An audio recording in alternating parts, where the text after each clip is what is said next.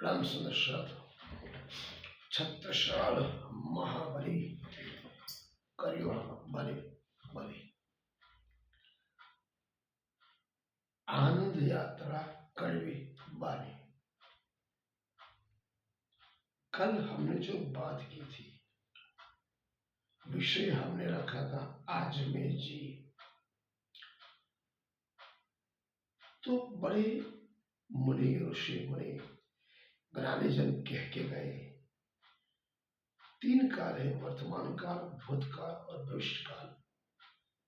लेकिन मैं कहता हूं काल, वर्तमान, भूत और भविष्य नहीं होता, केवल समय होता है। समय परिवर्तन होता है। इसलिए किसी भी मनुष्य को आज में जीना चाहिए, अभी जीना चाहिए, अभी के लिए जीना चाहिए। आज, अभी और इसी वक्त जहां पर भी जो कुछ भी आप कार्य कर रहे हो, उसमें आपका संपूर्ण योगदान दे, वही आपका जीवन है, वही समय है। समय केवल परिवर्तन होता है। घड़ी की सुई 12 बजे, फिर 1 2 3 वापस 12। समय का पहिया निरंतर घूमता रहता है। हम कहते हैं जो बीत गया वो भूतकाल, आने वाला भविष्यकाल, अभी जो है वर्तमान काल। मनुष्य को अतीत में जीना नहीं चाहिए, भविष्य की कल्पना करो, लेकिन वर्तमान में जीने के साथ साथ। तो आज हम बात करें, क्या पागल है कि तू? कोई भी मनुष्य चाहे वो कितना भी अच्छा हो बुरा हो, कुछ पागलपन हरकत करता है। तो परमात्मा का आशीष किसे मिलता है? जिस परमात्मा ने विश्व नियंता है, सदनहार है, समग्र ब्रह्मांड बनाया, तो उसका आशीष किसे मिलता है? तो ज्यादातर हमने सोचा जो विषयों और वासनाओं में, भोग विलास में अपने आप को जो ढालता है,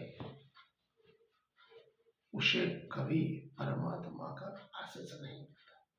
जो विषयों और वासनाओं से ऊपर उठ चुका है, जिसके हृदय, मन, तन, आत्मा में वो आत्म जागृति, आत्मनिरीक्षण, जिसने अपने आप स्वयं को पहचान लिए, उसी को परमात्मा का आशीष मिलता है। जिस प्रकार छाव और धूप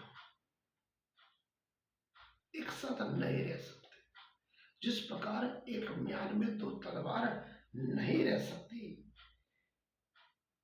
जिस प्रकार राम और काम एक मन में नहीं रह सकते, संसार और संन्यास जिस प्रकार एक साथ नहीं रह सकते, उसी प्रकार विषय और वास्तव में लिपटा हुआ इंसान कभी भी परमात्मा का आशीष पा नहीं सकता। परिस्थिति सन्यासी और संसार दोनों की अलग है। सन्यासी रहता तो संसार में है, संसार छोड़ के तो जा नहीं सकता। सन्यासी का मतलब क्या है? वस्त्र बदलना नहीं है, नाम परिवर्तन भी नहीं है, न गृह परिवर्तन है, अभी तो वह दृष्टि परिवर्तन है। वो रहता संसार में है, लेकिन उस परमात्मा का एक आशीष वो साथी बन के समग्र दुनिया को प्रेम, स्नेह, दया एवं करुणा की बातें सिखाता है, अपने आप में ढालता और परमात्मा की और ले जाता, उसे हम सन्यासी कहते हैं। इसीलिए संन्यास शरीर में तल जाने वाला आत्मदर्शन, परमात्मा दर्शन ही पा सकते हो। शरीर खोकर ही आप आत्मा को पा सकते हो। आजकल क्या है, दुख का कारण क्या है? केवल और केवल भोग और विलास, भौतिक तृष्णा है, काम, क्रोध, लोभ, मोह, माया, गर्व, अहंकार कीचड़ की तरह भरा हुआ है हर मानव के दिल में। मानवता मर चुकी है।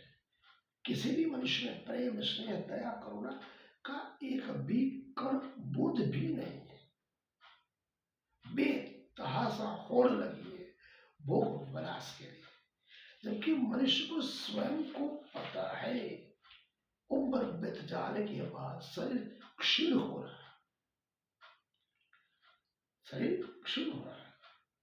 बुढ़ापे में काया कर्जर हो गई, लेकिन इंद्रिया शिथिल पड़ जाती है, लेकिन मन कभी बुढ़ा नहीं होता, चंचल रहता, हमेशा जवान रहता है, कि उसकी तृष्णा कभी खत्म ही नहीं होती। आदमी की बुढ़ापे में कामनाएं, वासनाएं और तृष्णाएं, किसी भी मनुष्य की वासनाएं, कामनाएं, तृष्णाएं उम्र के साथ साथ बढ़ती है, घटती नहीं, कुछ ज्यादा सताती है। लेकिन आदमी चाहकर भोग नहीं पाता, चने चबाना है, भुट्टे चबाना है, लेकिन दांत साथ देते नहीं, दांत गिर चुके हैं। बोलता क्या है, मैंने चना खाने का त्याग किया, भुट्टा खाने का त्याग किया। अरे पागल है तू, किसको उल्लू बनाया, कौन सा त्याग किया? हाँ ये नहीं मिलता, अंगूर खट्टे हो गए। हर पल वो जीवन भोग रहा है, जीवन लीला समाप्त हो रहे, फिर भी उस परमात्मा ने क्यों भेजा है, किस लिए भेजा है, वो सुनता नहीं, समझना चाहता।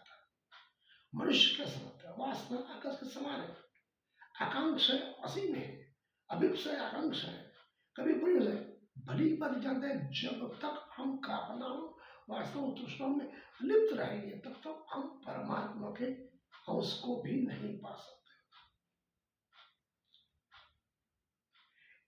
याद रखो, जो व्यक्ति जीवन में केवल और केवल भोग, इंद्रिय की वासना, मन की कामना, वासना, तृष्णा में लिप्त रहता है, वो जीवन के अंतिम छोर में कुत्ते की तरह मरता है। सबसे भयानक मौत कुत्ते की होती है। संसार क्या है, एक चक्र हुआ, एक चक्र पूरा हुआ नहीं, दूसरा चक्र चालू हो जाता है, एक आशा पूरी हुई नहीं, दूसरी आशा चालू हो जाती है। भोग एक पंखु है, जीवन की ऊंचाई नहीं आप चढ़ सको, जीवन शिखर तक अगर आपको पाना है तो उस परमात्मा के नक्शे उतरे, नीति नियम करे, सिद्धि सिद्धांत के तरह प्रकृति को अपनी मान के चलना पड़ेगा। संसार छोड़ने में कौन समर्थ होता है, कुछ विरले ही होते हैं। जैसे तालाब में कीचड़ में कमल खिलता है, चारों तरफ गंदगी है, कामना है, वासना, तृष्णा, फिर भी वो कमल खिलता है। उसी तरह जो मनुष्य कीचड़ में रह के भी अपने आप को जैसे जल में नहाए कुरे रहे, संसार में रहकर भी सन्यासी की तरह जो रहता है, उस परमात्मा के कदमों तरह चलता है, वही सच्चा सन्यासी। बाकी आज का तो सब भोग विलास में लप्त है। मित्र, मनुष्य का जीवन वासना के लिए नहीं बना, भोग के लिए नहीं बना, त्याग के लिए बना, विलासता के लिए नहीं बना। वासना मनुष्य को पशु से बदतर बनाती है, उसे हैवान बना देती है। वो कहीं देखता है सामने कौन है, क्या लगाव है, क्या सगे, क्या संबंधी, उसे कुछ नहीं, केवल भोग विलास तृष्णा उसके अधम से अधम पशु बनाती है। वो धीरे धीरे ऐसे नरक में जाता है, जब तक मृत्यु नहीं आए तब तक वो चीज उसे छोड़ती नहीं। इंद्रियों का जो सुख है वो तलवार के धार पे चलने जैसा है, या कटना ही कटना है, बचने का कोई रास्ता ही नहीं। इसलिए कहते दुनिया जिसका अनुकरण करती, जिन्हें अपना आदर्श मानती, जिन्हें सिर माथों पर लगाती है, जिनके मंगल आगमन की बधाई आरतियां गाती है, वैसे महावीर, बुद्ध, राम, कृष्ण, गुरु नानक देव जी, महामति श्री प्राणनाथ जी महाराज, संत कबीर, संत रविदास, महान आत्माओं थे। सारी दुनिया का भोग विलास ऐश्वर्य होने के बावजूद भी वो एक तालाब में कीचड़ में कमल की तरह खिले। इस संसार की सब फर्ज निभाते हुए भी वो सन्यासी की तरह रहे। उनका त्याग हमका हमें उसका अनुकरण किया ना सिखाते। हम केवल राम और कृष्ण का जीवन चरित्र की तरह अगर हम अपने आप को डालेंगे तो यह जीवन सुखमय आनंदमय रहेगा, अन्यथा दुख के अलावा कुछ मिलने वाला है। विलास के अति संसाधन होने के बावजूद पूरे कीचड़ के कीड़े की तरह थे, फिर भी वहां वो कमल की बातें खिले। आज मनुष्य ने भोगों का रास्ता पकड़ लिया, एक होड़ से लगी है, केवल भोग भोग। आज खा लो पी लो मसरत, कल किसने देखा है? अरे जब तक ईश्वर ने परमात्मा आपको जितना आयुष्य दिया वो तो आपको भोगना पड़ेगा। कर्म किसी को छोड़ता है, पूर्ण परिश्रम कृष्ण श्रम कर, आप जैसा कर्म करोगे वैसा फल मिलेगा। स्वर्ग नरक यही पर है। अगर सुख आनंद उल्लास मौज मस्ती मिलती है, समझ लो स्वर्ग ही स्वर्ग है। एक काया बीमार 1000 रुपए का डायबिटीज बीपी है, हार्ट किडनी फेल है, तो ये नरक से नहीं तो और क्या है? इसलिए मनुष्य को समझना चाहिए अपने आप को भोग में वास्तविक तृष्णा में लिपटा के बगैर एक परमात्मा की नित्य सिद्धांत प्रेम स्नेह दया करुणा के साथ सभी मानव मात्र से साथ अगर हम रहेंगे तो वो दिन दुनिया में हम तो स्वयं आनंद रहेंगे, सुख रहेंगे। साथ साथ हमारे जितने भी मानव मात्र भाई है उसके लिए हम कुछ कर्म। आज का विद्यार्थी का मन इसलिए बोलता हूँ, ये पागल है कि तू अपने आप को समझ।